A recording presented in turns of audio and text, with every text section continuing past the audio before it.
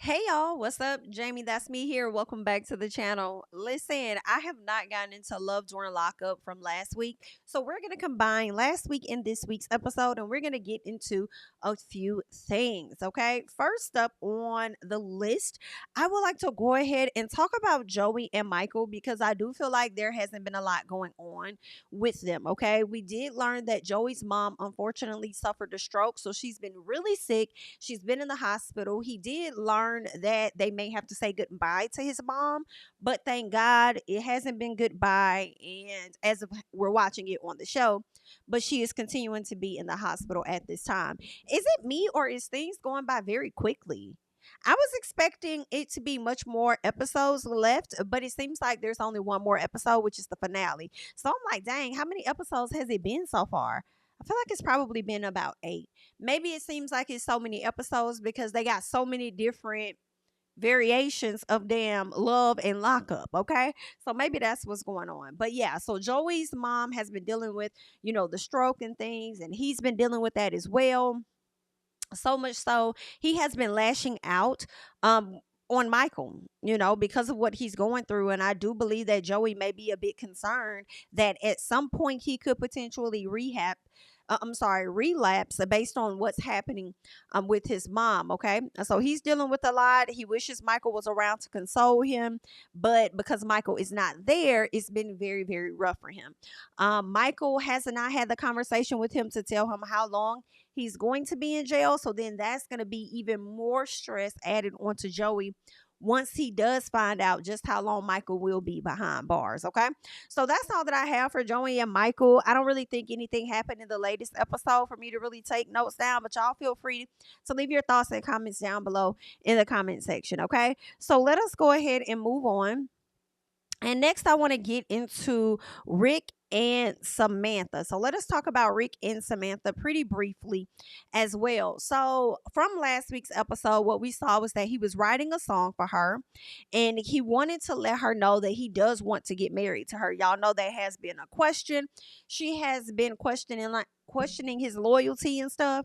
Let me tell y'all something. Rick is a thought, and ain't nobody finna tell me nothing different. I don't even know why he married that lady. Rick got other stuff going on. He's damn sure not ready for no commitment while he's sitting over there talking about finances and things. Okay, he tells her that he was gonna come to Idaho. At first, it was up in the air about whether he really wanted to come to Idaho, and then he had to sit down, think about it, talk to some friends, and he realized, you know what?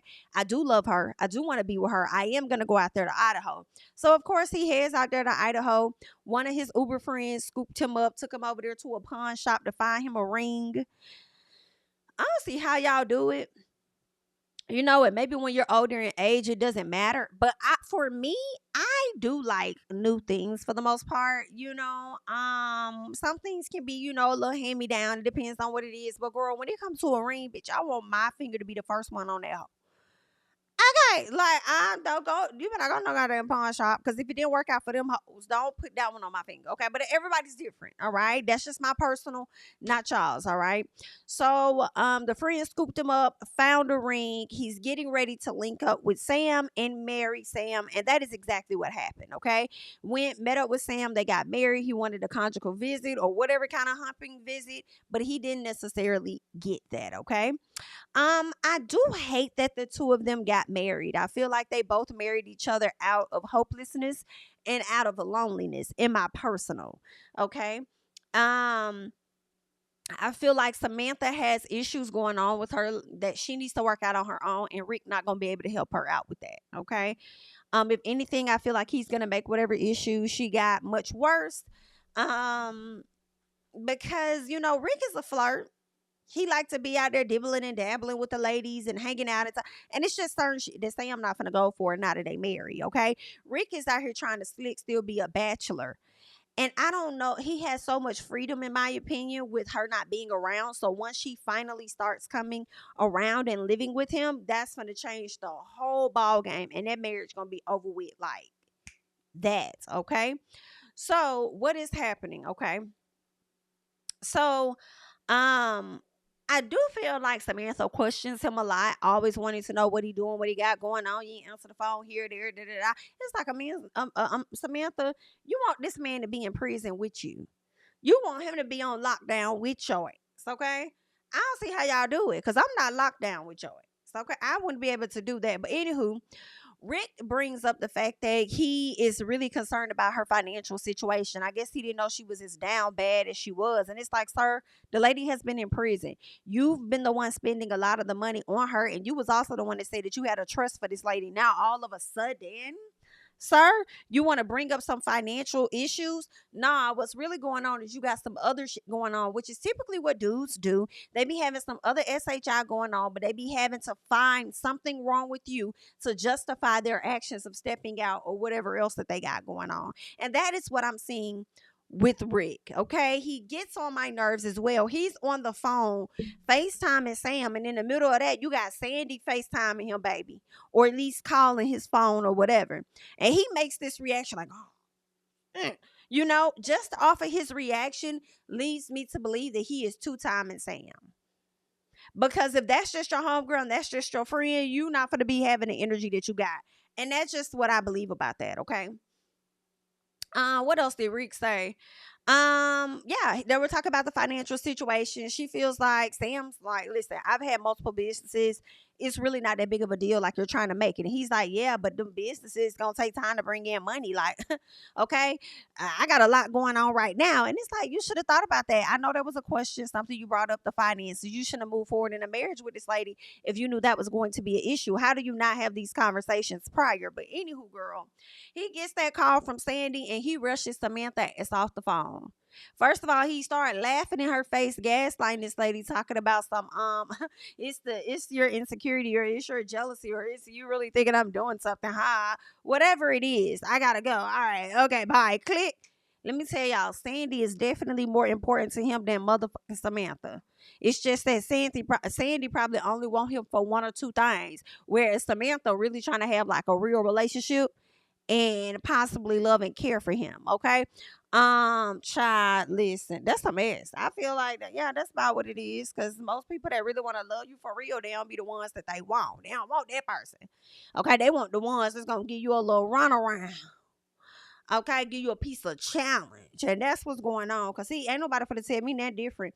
He's definitely over there humping and bumping on him a piece of Sandy while Samantha is locked the hell up. And all that tea gonna come out probably the next season. Okay, but y'all leave y'all thoughts about that. Okay, and speaking of not wanting the person that's giving you love and everything, girl, let's get into Andrew and Candace. Let me tell y'all, I do not feel bad for him at all. But we gonna get into some things, okay? Now, Andrew, y'all know Candace then got out. So Andrew drops Candace off, all right? But they told her once she got to the facility, they said, listen, you don't have to really stay here. You can go wherever the hell you want to go. Just make sure that you call us and check in on a daily basis. So if anybody hit us up and tell us anything, then guess what? We already know what the tea is. You know what I'm saying? Like, we already know what's what. And we could just go ahead and get them the heads up. So we try to look out for you. You ain't really got to be here. Okay. And it's like, why would they say that? If her parole officer is telling you that she has to be in one location and then y'all try to tell her she could be somewhere else, I don't blame her for being skeptical because it is like, okay, y'all trying to trip me up. I could get caught up at any moment. Y'all not going to jeopardize my freedom no more. Because if it came down to it, they're going to come down on me, not y'all. So that's just like really like y'all not gonna be the ones getting in trouble. But anywho, so Andrew wants he wants to get sexual with Miss Candace, baby. And see, this is where y'all be messing up too. Y'all be getting these girls right out of prison and think that they supposed to be down with the wow wow. And they just don't be down like that, Andrew. I'm wondering if I don't think she's attracted to him. I was hoping that she was, but I don't think that she is. And I'm wondering what those sex talks in prison were like. She probably was overhyping it, overselling it, getting in his mind, making him think whatever. And it's complete opposite once they get out. And that's what he get. Let's keep going. So he wants to get sexual or whatever with Miss Candace. But she talks about how she's dealt with a lot in her past and she's still trying to overcome some stuff. So she's just not ready to go there with him yet. Okay. Andrew asked, is she even in a space for a committed relationship? And I said, well, that's a good question to ask. Okay, but that's something you should have been asking before her ass got the hell out and before you went down there and spent all that money on that house and furnishing that home. Okay. So she says, I mean, yeah, that's what she says. And then she flips the script on the next episode. Messy, messy, Bessie, Bessie. So she says yes. And then they talk about her son, and she says she wants him to know that she's there for him. Basically, I'm not trying to really do a whole lot of nothing. My main priority is making sure I got my shit together so I can get my motherfucking child. And wherever you fall in line with that, it's on you. Okay. But I'm trying to get my kid. I don't want my child out here resenting me. I don't want him to think that I didn't want him. I want some custody when it comes to my kid. That's my priority. I don't blame her. Go prioritize your child. Okay. Now Andrew crying and wanting to take her pain away and help her fix her situation with her son. And I say, you got the audacity to sit your ass up here and want to help her, and you crying about her situation and wanting to fix her situation with her son when you need to be having your ass back at home fixing your own relationship with your daughter while you over here cashing the fuck out on this lady miles and miles and miles and miles away, using up your daughter's good retirement fund because you got oh so much of money, and you okay with exhausting all of it to where you'll spend it on this bimbo headed ass bitch, all because you want some love and your child won't have shit to show for it. I can't. Okay, that is terrible. Right? So Andrew is a very affectionate person, but Miss Girl cannot take it. She's saying she wants him to be regular. And I'm like, well, dear, I think that's his regular. You're telling him to chill out, like calm down. You trying to get him the blue ivy is what you're trying to do. And he trying to still come up on it because that's normal to him. He's a very affectionate person, okay? But it's triggering the hell out of her. And she like, listen, I can't take it. You doing a whole lot of. I told you I got a lot of anxiety and stuff. If you keep triggering me like this, then mother, we gonna have to be done. I'm not gonna be able to do this no more with you, sir. That's what she said.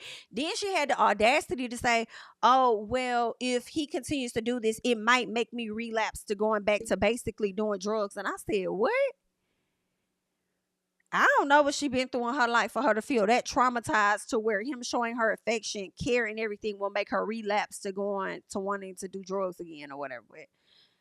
Okay, girl. So she ends up breaking up with him though. Before that, I was thinking to myself, Andrew, please fall back. Matter of fact, fall all the way back. She needs space. Give her so much space that when she needs you, you're not available to her.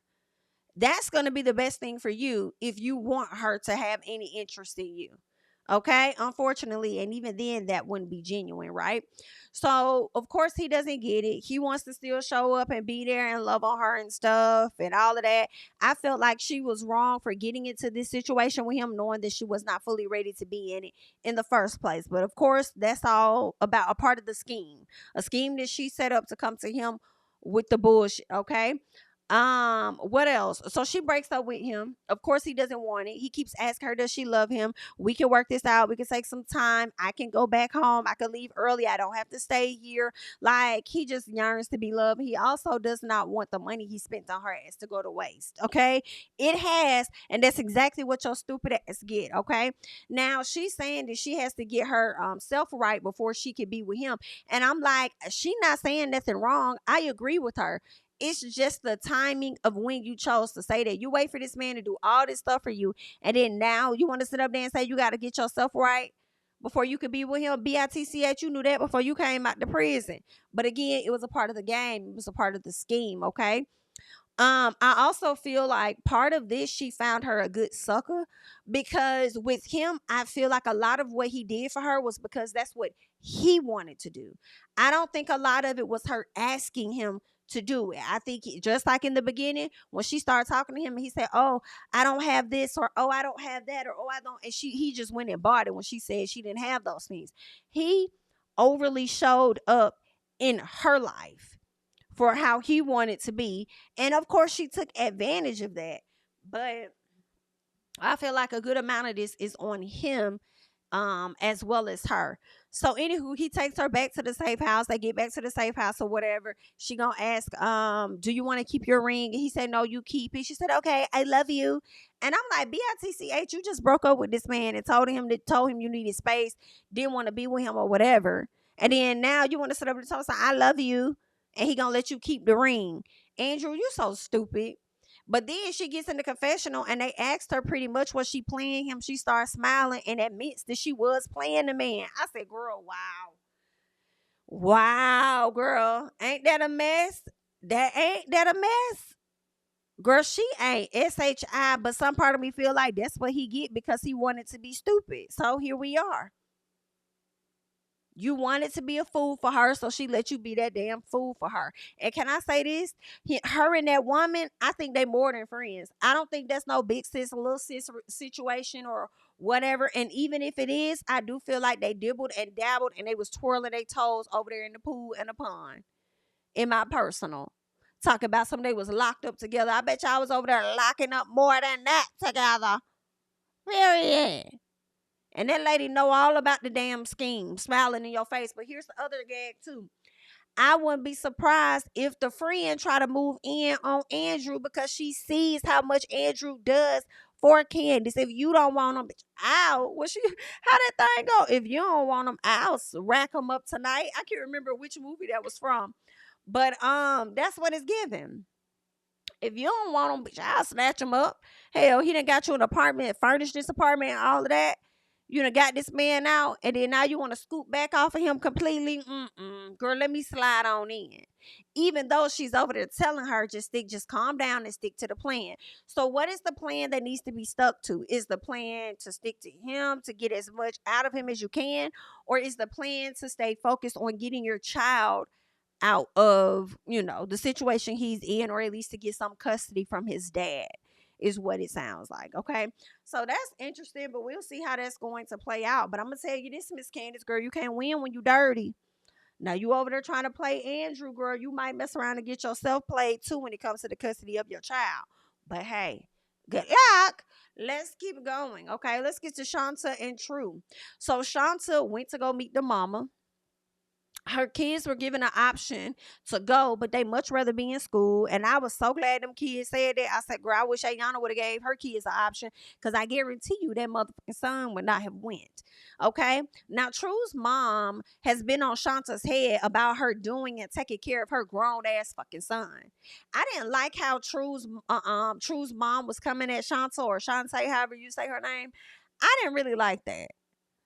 And I'm just like, girl, your big grown ass son, why you on her head top to make sure that she was taking care of her son, or taking care of your son while he's locked up? I feel like shit, if you was probably doing a better job your goddamn self as a mama, probably wouldn't have landed his ass there. Possibly. Possibly. Okay? So, anywho, True's mom pretty much ain't stunned his ass for real, because I think then Shantae say that the mama led the charge on making sure his ass stayed behind bars, because she said he ain't gonna learn nothing. He ain't gonna learn that, so let him stay there. You advocated for your son to stay in prison, girl. So so for you to sit your ass up here trying to grill this woman about your son that you don't even give a damn about, I can't. But then honestly, did she really not give a damn about it? Because hey, she probably rather her child be locked up behind bars where she could get to him, versus stretch the hell out on one of these streets and then in somebody's grave, child. So anywho, Shantae, like I said, meets the mama. His mom says that she knows his release is going to be a handful, but he's gonna be Shantae's handful, right? So it's like, okay, so he's gonna be your handful. He's gonna be a handful when he get out. So that's on you. So why do you expect her? This is how the mama is in on it, and she gaming. Why do you expect your son to get out of prison and for him to be the handful of Shantae and everything, and that's her problem, but you don't want him to stay with her because you're expecting him to stay with you? See, what is given is you're expecting that boy to stay at your fucking house so that you can get your bills and shit taken care of. And as long as he's wrapping Shantae around his goddamn finger, Shantae gonna continue to send the money over there to take care of that household. That's kind of how it's reading off to me. Okay. So the sister mentions, okay, she shows up. She mentions that her brother don't even date black girls. So she's surprised that he dating her. And even if he did date black girls, I know what his type is like, and it damn show ain't you. So how that work, okay? But I didn't like how the sister was coming off, because you coming off like you got animosity with Shantae. How you mad at her because your brother ain't into black women? Be mad at your goddamn brother. Like, why you coming at her the way that you are? So True calls and says that he never said he was gonna live with Shantae. I would have cussed him out on site. I don't give a fuck if your mama there or your sister there. Okay? Don't be sitting up there playing in my damn face and lying to me or whatever the case is. And Shante, that man gonna keep running amok on your ass. I don't care if y'all are together. You're putting any kind of images up on social media to show how happy y'all are, and you trying to prove anybody wrong. That man running your ass through there because you've already let him slide with too damn much already. Okay. He got her looking dumb as hell, and she just sat there with egg on her face, looking embarrassed. I said, So the mom brings up her son possibly using Shante, and she still acting stupid about and talk about how much she cares for him and love all this. Like she ain't trying to hear nothing negative. Nothing negative, okay? But go ahead, girl. That you not wanting to hear the truth is what's gonna have you tied the hell up. So Shante over there talking to her kids and telling the kids about truth and up there lying or whatever. And I do feel like some stuff just ain't for your kids' business. They ain't they business, okay? But anywho, and it's like, why tell your kids about him lying if you're gonna continue to fuck with him? So when your kids shape a certain idea of him and they develop a certain disdain for him, they're gonna make it uncomfortable for you as well, and it's gonna suck for the kids because you ain't gonna leave them. You're gonna still stick beside them because you clueless like that. So then she goes on and she talks to him at a later time, but she never really checked him on his lies, I don't think. But the reason she says she sticks close to True is because at one point in her career she was sexually violated by three of her coworkers, okay? And what it sounded like to me that she was possibly gang raped, but she just said she was SA by three coworkers, okay? And she was in a really bad headspace. True came around and brought her out of that headspace, and because of that, she loves him and all this and that. And I'm like, girl, I wish you would have just kept that man as like a bestie. Like he could have been your good friend, but not your nigga. But anywho, he gonna run you through there, and we will be here to watch it. All right. So, I left them on the screen, girl. Good luck. Let's keep going. Let's get to Rob and to Neil. So they chatting about him getting ready for the phone. I'm sorry, getting rid of his phone because checks are going around. Things are getting a bit more serious than what it was. So he's gonna have to get rid of his phone, sell it off, so he doesn't get in trouble. Because keep in mind, he could have got out early, but he would have been on probation, or he could have just did the next 2 months and then get off and be completely done with the entire system and be a fully free man. So he stayed in there, and now that he's still in there, things are starting to crack down. And it's so interesting because he was doing all that boss talk at the beginning of the episode or the season, talking about how he pretty much run things in there and he gets away with oh so much. Now you're having to hide your phone and stuff so you don't get caught the fuck out, right? Then he goes on to mention the different women guards and how I guess women in the prison are attracted to him and all this and that stuff. But he's married, so he don't try and take nobody down through there or nothing. And I said the way that they so freely talk about the guards in there and how they got access to the women guards leads me to believe that a lot of humping and bumping be going on between the guards and the between the officers and the inmates. And it's an extremely common thing. But if you get caught, you're going to be tied the hell up, lost your job, and ain't no telling what else the hell going to be happening with you, okay? So, girl, that is a mess. So, anybody that got a man, wife, boo, whatever, husband, whatever down there at them jail facilities, girl, listen, I could not, in my personal, everybody's different, but for me, I don't think I'd be able to lay down beside a person every night knowing that they work at a prison. Okay. Just from the stories that I would hear, I would just be like, one, are you freely getting it? Flirting with the inmates, freely getting it, because it'd be real sneaky. Now everybody don't do it, but I feel like enough is doing it. And the way he talked about it so freely leads me to believe that it's happening a lot. So I would be looking at them side like, are you getting it freely or are you blackmailing and possibly violating these people? Because those are a lot of stories. That's a lot of stories too, especially in women prisons, where women are forced to perform certain acts and all this and that. And these motherfuckers get away with it till they can't get away with it no more. So I just, no, ma'am. I know, but y'all do what y'all want to do, girl. Damn. Anywho, honey. So that's what's going on with Rob and Tenny, honey. He's about to get out. So we'll see how that's going to be. He's still regulating them kids from the house. Now, listen, I'm not going to come down on him too hard for checking the kids about eating on the sofa. You know what I'm saying? That's another eyes and ears for the mom, because a lot of parents don't let their kids eat in their damn living room like that. Okay, don't get on my couch with that. And you over there eating on some motherfucking yogurt, and your girl, get up, boy. You better get up off my couch with that shit. Okay, so some parents are like that. So I mean, my issue would have been heavily if he would have had cameras in their room. That would have been a problem. So I guess it might be all right for him to be able to give some type of discipline through the phone, I suppose, because once he comes in person, the discipline and the respect between him and them would already be there, I suppose. I mean, they already called a man daddy, and the son seems so willingly and happy to call him dad. Like, I mean, they must have a really good relationship, I suppose. So, I don't know, girl. I'm looking forward to seeing the dynamics once he's fully out and we can watch them. So I hope that they are on the next episode of Love After Lockup. All right, so let's go ahead and get into Ayana, who I absolutely cannot stand. Y'all know she was over there doing the absolute most, crying and all this and that. Y'all know she had that court hearing that she ended up, I guess, hanging up on or whatever. Got upset, going off because she couldn't feed her child. Girl, it's a certain amount of etiquette, and I don't understand, because y'all know we watch the court shows over here. I don't understand how y'all be going to these people's courtrooms without etiquette, all because your ass is at home. Put on a reasonable outfit. Ain't nobody telling you you gotta put the full suit on. Ain't nobody tell you you gotta put the slacks on with the damn button down. But at least come presentable. If you're at work, okay, cool, understand, but just come on. All right. And I honestly hate when they have their phones like this vertical. It's like, no, turn your phone horizontal. Because while you looking, bro, it ain't should be no kind of emails or calls coming through that you need to be feeling like you need to get to anyway. So you need to, okay, all of them need to be like this. It's giving landscape. Let me see that.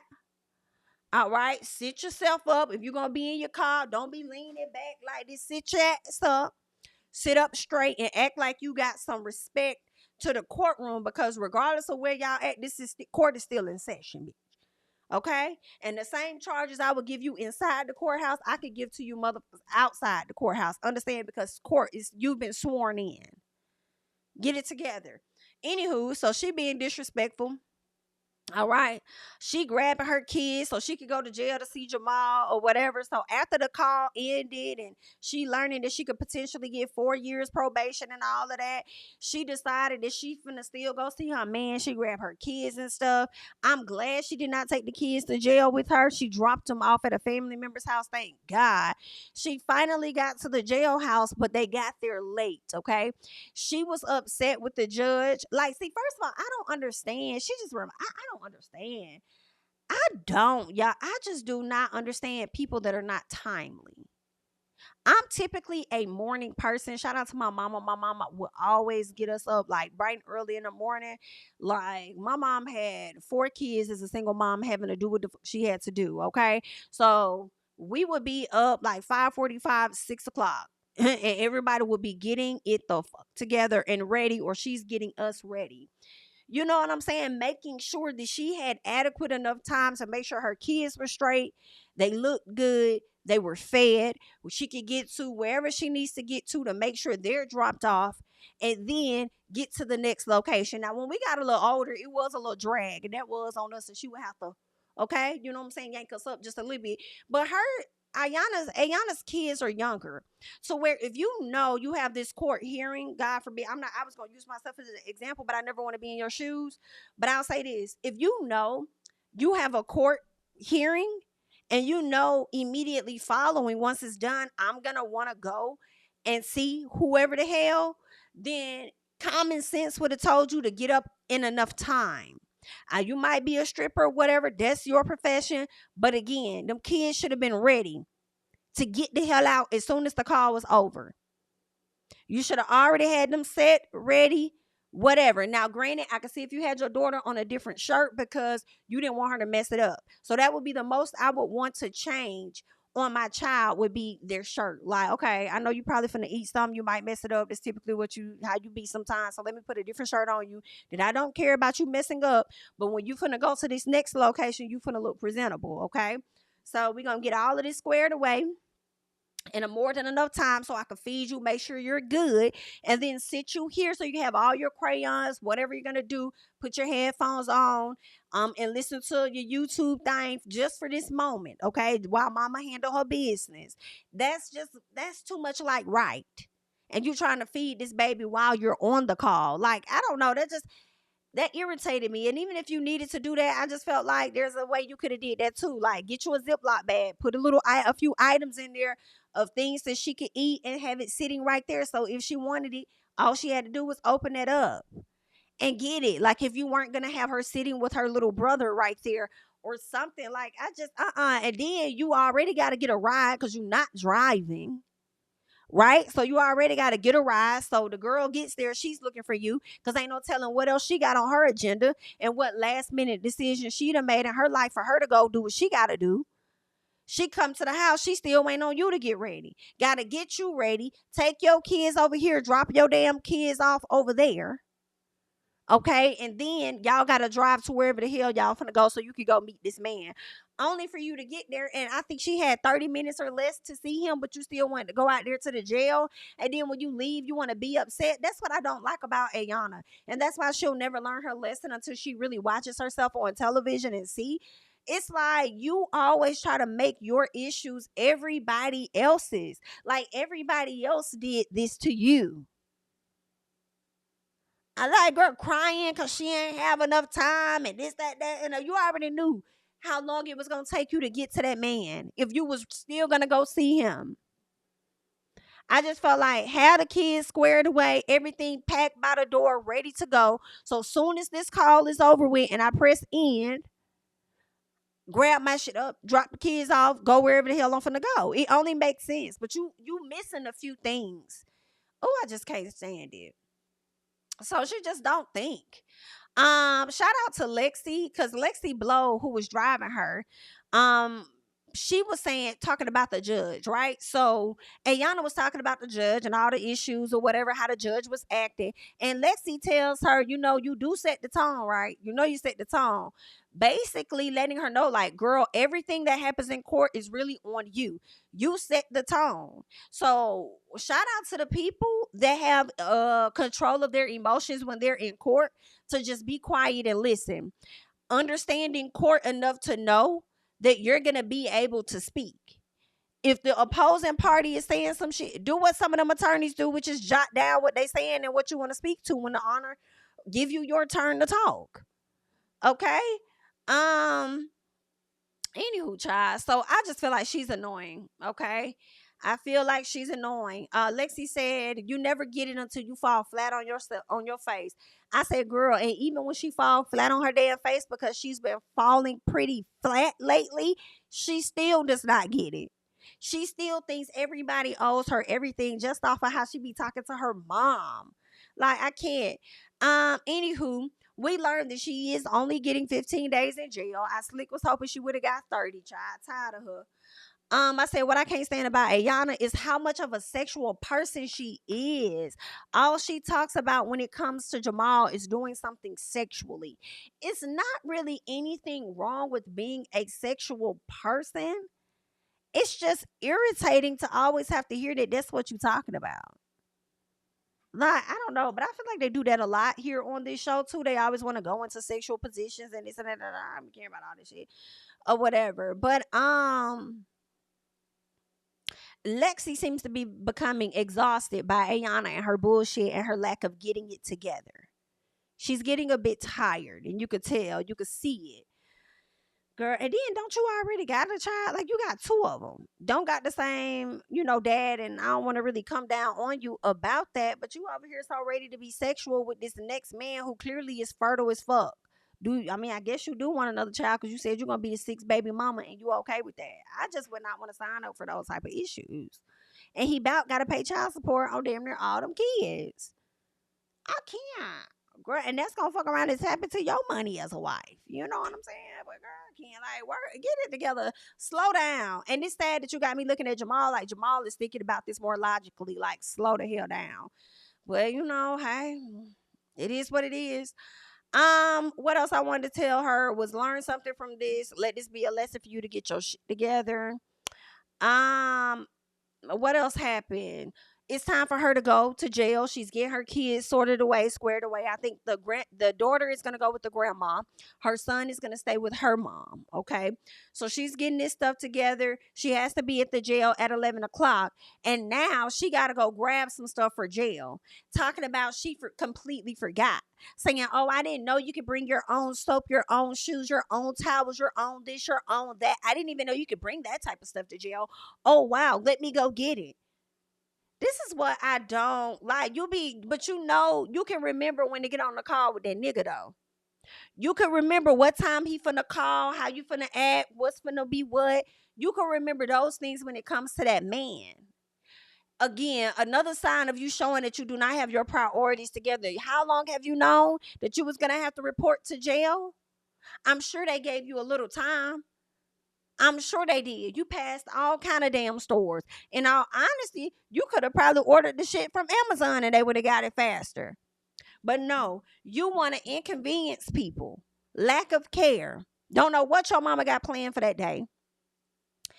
You got her not only dropping you off at the jail, but stopping you by somewhere so you can get all the things that you need, and bitch, you're late to report. Late to report to jail, get there what, after 11:30? I'm like, girl, you better hold. I mean, I wonder if they gave her a grace period. Like, you need to be here at 11, but we'll give you a grace period of XYZ. If you feel like you're gonna be late, call somebody. Maybe they gave her that. Like, okay, we'll give you the 12. We see you trying to get everything. Maybe that's what it was. But I don't like this girl. She just a clown. Just a clown. Never forgot nothing when it came to that nigga though, huh? Anywho, she gets out of the car. Her mama hugs her, tells her, hopefully you learn some things from this. She gonna tell her damn mama, girl, bye. Girl, when your mama gone, you gonna miss the fuck out of that woman. Girl, you gonna miss the hell out of her. And I pray she don't leave no time soon, okay? Because you damn sure need her for sure.